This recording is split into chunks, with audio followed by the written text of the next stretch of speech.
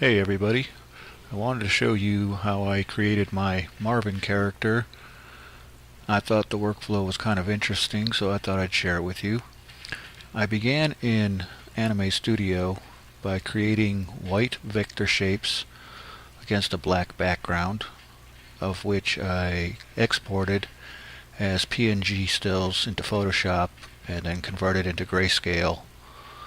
I created three sides for each shape that I wanted: a top, bottom, and side view, because I'm going to be using a shadow box feature in a 3D modeler called ZBrush. It's a very cool program, and I thought it was an interesting way of bringing a vector shape into a 3D format. As you can see here, I have applied my silhouettes to the shadow box here in ZBrush to create the base mesh. This is the head.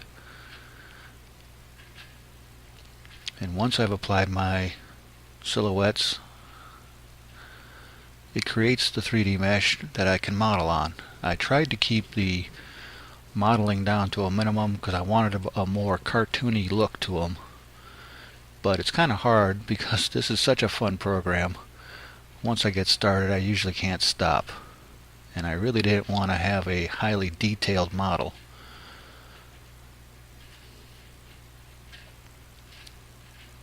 Here's the finished character with all the parts assembled.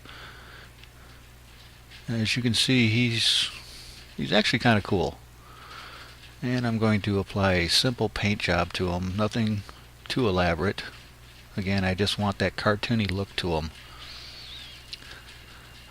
Now I've brought him into Poser so that I can rig him with a simple bone rig. I will also add some eyeballs and some morphs and a backpack.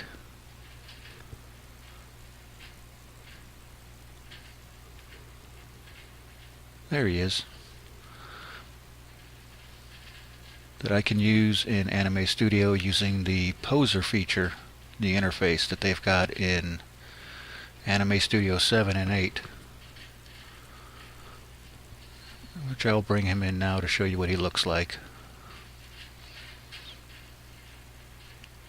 Now remember, some of these will take a while to load in, depending on how complicated your base model is. I've had them take up to 5 minutes to actually load in. Come on. This one is not too bad. He's only about 26,000 polys. And I think he looks kind of nice. By using the bone rig from Poser, I can use that interface that I told you about. And instead of having to try to use some funky rigging in Anime Studio, I can use that interface a lot easier to work with, in my opinion. So here's a range of motions. The arm.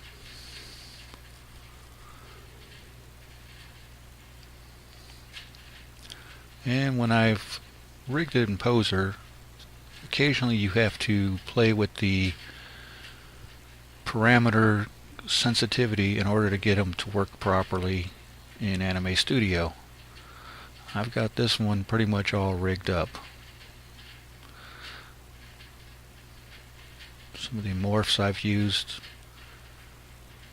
I'll be adding probably some sort of background, and might even use a 3D terrain, make it a little easier.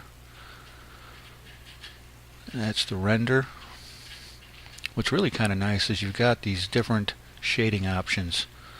The one I particularly like is this one, which kind of gives it almost a claymation type look, which I think I might be using for another character here soon. The other one, the hatched, not as thrilled with that one, but I You can imagine there'd be some use for it somewhere down the line. And the last one was none at all, which really makes a flat type character, as you can see. So that's my overview of how I made my Marvin character. I think I'm going to have to play with it a lot more to get something really nice out of it. So